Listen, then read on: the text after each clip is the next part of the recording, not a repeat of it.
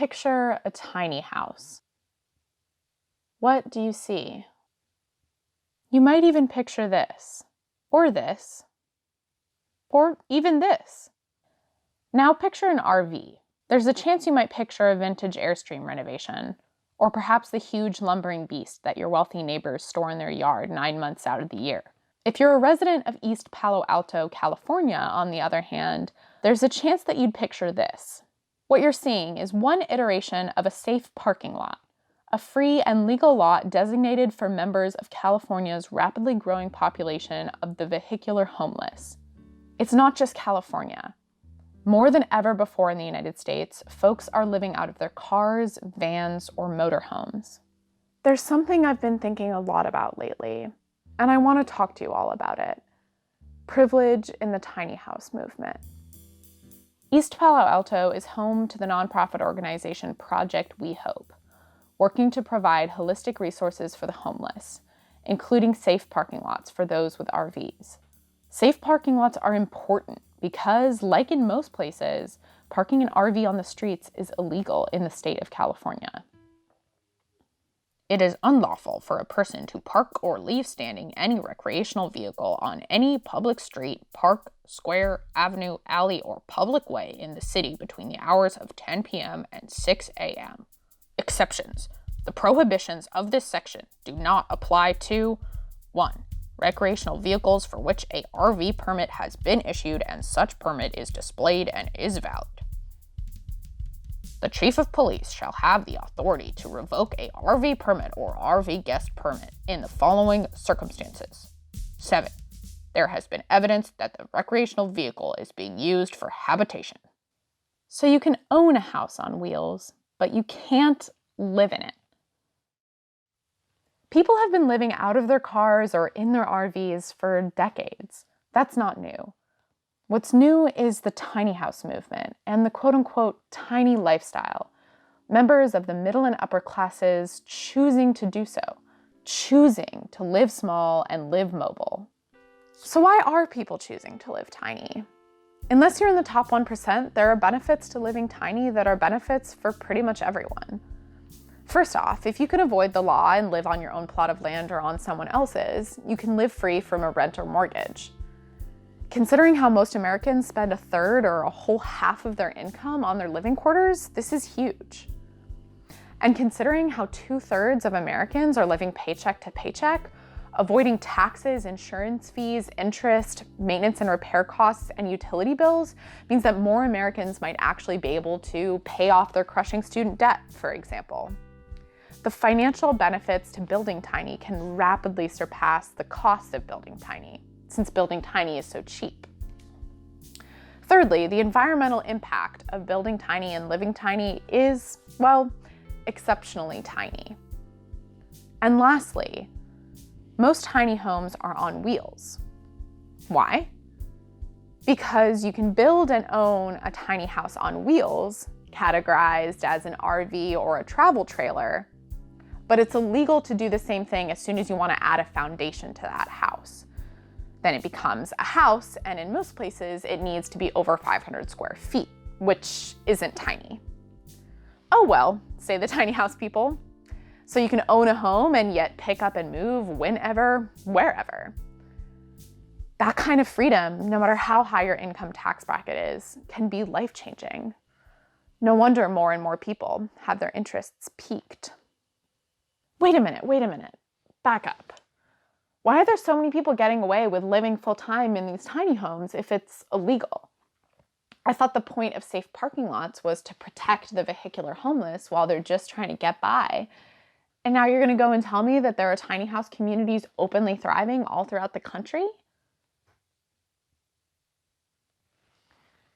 It seems like the law may, in fact, be biased. It seems like we're willing to accept these tiny homes in our towns and our cities as long as they look a certain way and are owned by a certain type of person. Whenever I'm done renovating my own RV, Winnie, and my partner and I move on in, I'm sure that none of you would see us as homeless, right? What makes my project different? What makes Winnie special? One difference is in the language that we use. What's the difference between someone living out of their car and someone living in their converted Sprinter van? Let's take a close look at what I just said. When we see something as a temporary or worse option, we use language like living out of. When we see it as permanent, we feel comfortable saying living in. We also spend a lot of time acknowledging the efforts of a conversion, renovation, or DIY process in the tiny house movement. But when such conversions or renovations don't seem costly or aesthetically beautiful, we skip past them. This brings me to our next difference: aesthetics. The Pinterest-worthy realm of fuzzy pink rugs, ottomans, and bohemian chic. If you want people thinking that your RV is your tiny house, if you don't want people looking at your RV and thinking that you're in poverty, well, my goodness, you better make that thing look pretty. We're talking string lights, baby. We're talking 21st century oak paneling. The language that we use to talk about something and the aesthetics that we prefer are culturally linked. Knowing how to use that information in your favor is something called cultural capital. I might come from a lower class background, but if I know how to walk the walk and talk the talk, people probably won't assume that about me until I tell them. But learning the symbols and cultural behaviors of the American elite might be something that you don't want to do. And controversial though it is, you shouldn't have to. Besides, this is an issue not just of class, but of race. What I'm getting at is that when a group of young white hipsters who shop at Whole Foods decide that they want to set up a commune of tiny houses in their friend's backyard, just kind of winging it and hoping that the town inspector comes by and just wants to Instagram it instead of writing them up, that carefree attitude is one of privilege. Imagine a group of young people of color wanting to do the same thing in the same place in the same way. It's not the Whole Foods hipsters' fault that the cops just care less about them. But I do think it's their responsibility to at least see that difference, see that two people can do the same thing and get treated so differently, and care about that. Think about it, talk about it, acknowledge it. And if it feels like I'm kind of just calling people out or just being critical for the sake of it, I think it's important to remember that being critical about something is an essential step to enacting positive change in the world and in your community. Perhaps the biggest difference is agency or choice. What we're seeing is a movement of rich people choosing to live small. Poor people don't have that choice. I can, as a person with class privilege, choose to live in a renovated RV. There are folks living in RVs who would rather not.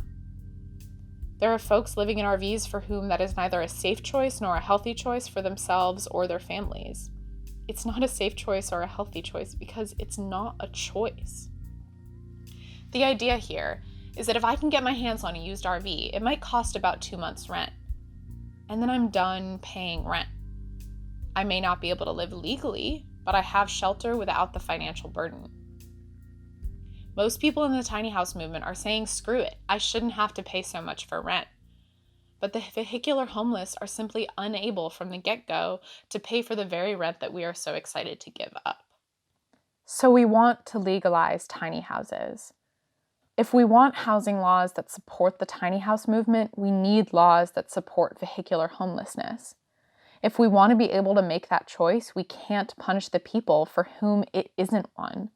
The tiny house movement is about people wanting to help the environment while living lives less driven by capitalism, lives where their savings can go towards trips overseas instead of paying the rent.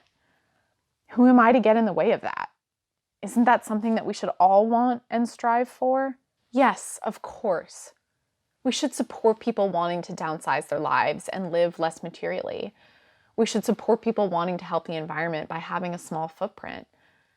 But if we want to support the legalization of tiny homes, we can't expect them to all look like they come straight out of an Urban Outfitters home catalog. We can't praise the beauty of an $80,000 tiny home on wheels with its wood stove and its solar panels, and then turn the corner and complain about how ugly RVs are.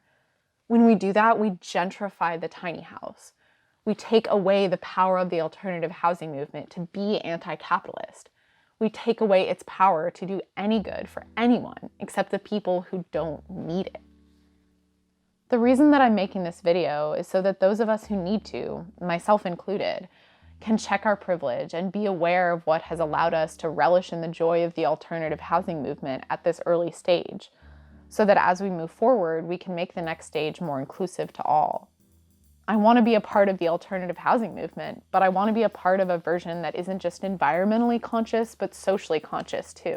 If we love the tiny house movement, we have to critique it, and we have to critique ourselves. For how else can we care for this idea that we love and that we wish to see grow?